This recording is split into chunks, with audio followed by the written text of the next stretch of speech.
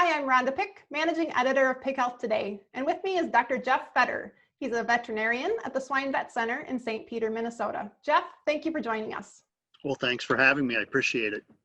I understand you're the resident filtration expert at the Swine Vet Center. How long have you been working with filtration?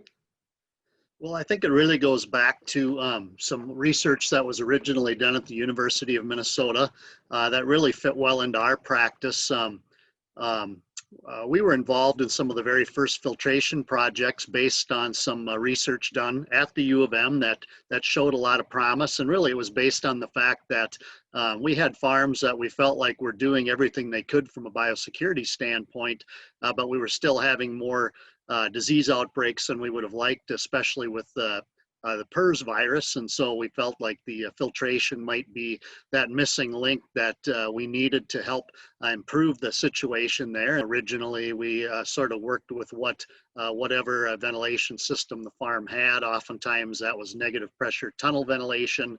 But as time goes on, we've made some alterations to that. A lot of the newer projects have been built with what we would call top-down ventilation, or just with where all of your air is coming through the ceiling inlets. And of course, some of the newer farms have been done with positive pressure as well. There have also been some changes to the filters used. We've used anywhere from MERV 14 to 16 filters. We've used some synthetics, but primarily fiberglass filters as well. So the filters have changed as well a little bit over time as we've gotten more information. Now, I hear you using the acronym MERV. Can you briefly describe what does MERV stand for and what are kind of the parameters of how that system works?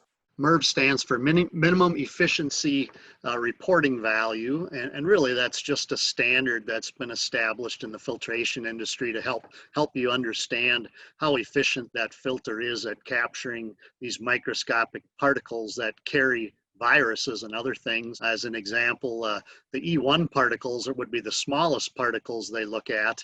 A MERV 14 filter is only going to capture somewhere in the high 70% range of those smallest particles, whereas a MERV 16 filter will be over 95% of those particles. And so they vary quite a bit on how efficient they are. Typically in a filtration system, you've got in a pig barn, you would have what I would call the main filter or the end filter, and most commonly those have been MERV 14, MERV 15, or MERV 16.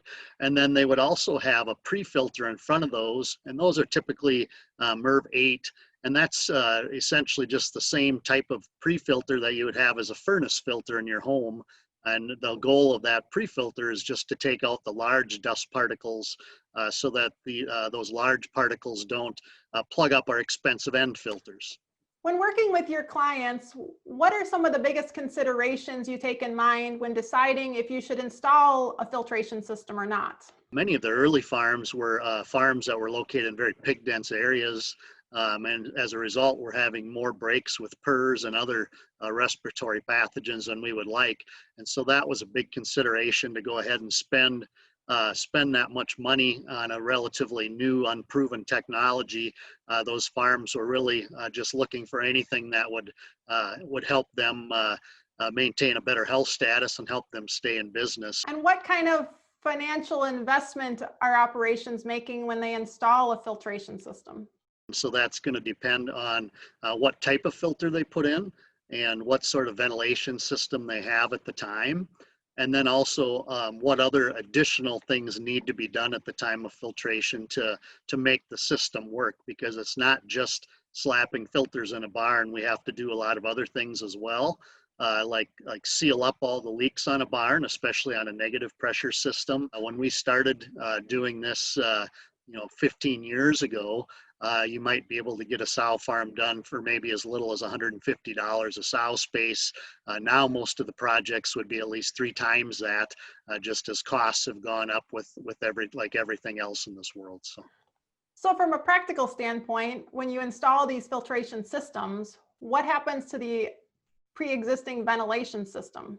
Well, in many cases, we've tried to work with the existing ventilation system.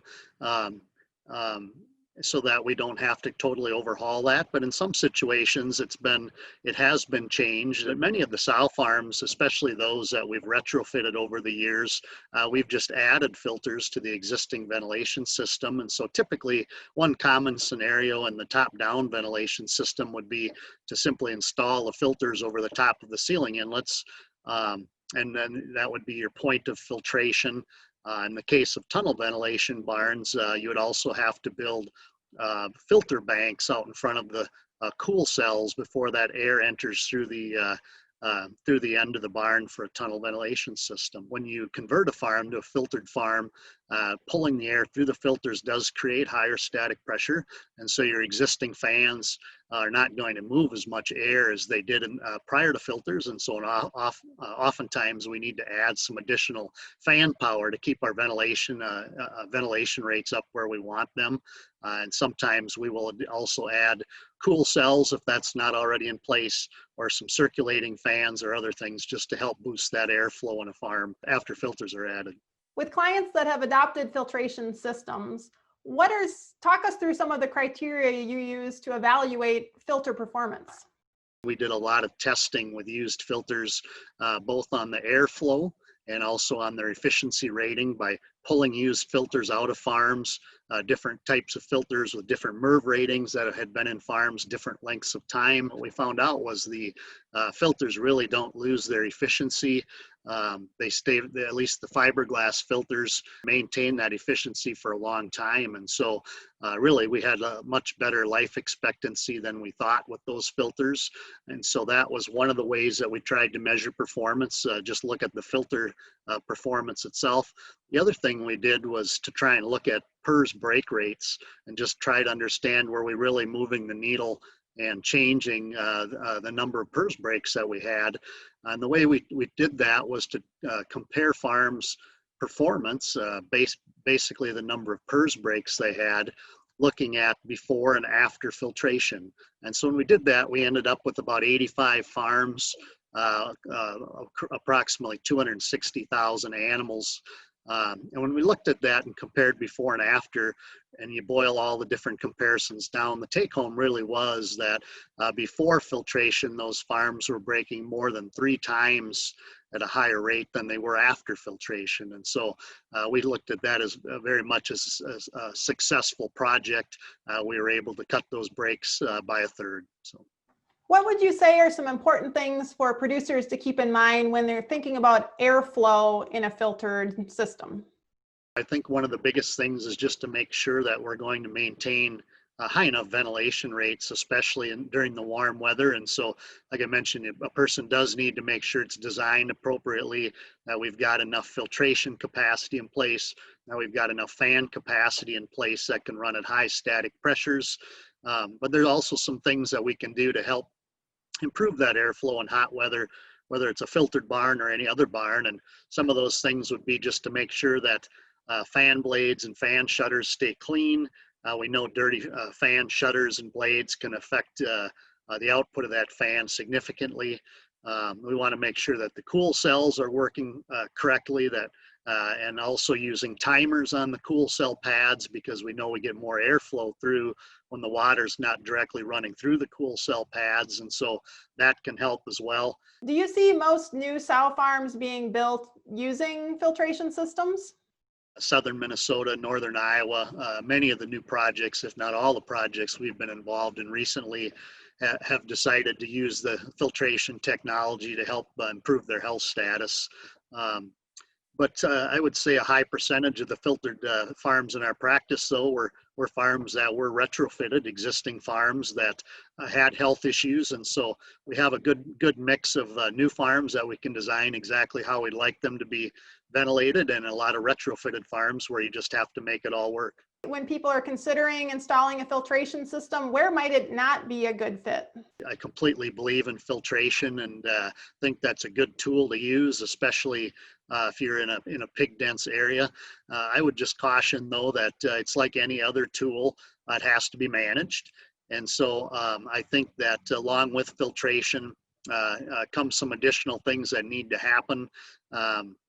just to make sure that we're monitoring the performance of the filters, that we're looking for air leaks on farms, and that we're doing all the other things for biosecurity correctly as well. So you previously mentioned that looking at the number of PRRS outbreaks after you've installed a filtration system is one metric of success. What other criteria fall into there when you're saying, hey, this was a really successful endeavor? In many situations, after we've installed a filtration system, we would certainly push our clients to try and improve the health status as much as possible in those sow units. And so typically that would involve doing a PRRS and mycoplasma eradications on those sow farms, since we feel like once we increase that level of biosecurity with the filtration, we dramatically reduce the odds that we're going to have rebreaks. And so we would certainly push to try and eradicate those things that we can to improve not only the performance of the sows, but also the performance of the finishing pigs downstream.